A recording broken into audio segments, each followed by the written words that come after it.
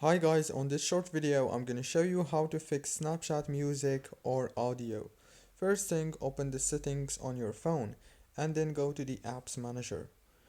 When you open the apps manager on this page you would find every app that you have on your phone. So all what you wanna do is scroll until you find Snapchat.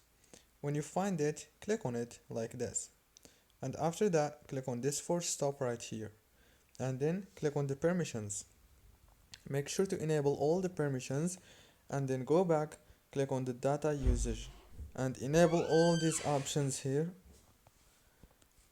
and go back, click on storage, click on clear data, and the last thing you want to do is restart your phone. Don't forget to like and subscribe, and thank you so much for watching this tutorial until the very end. See you later.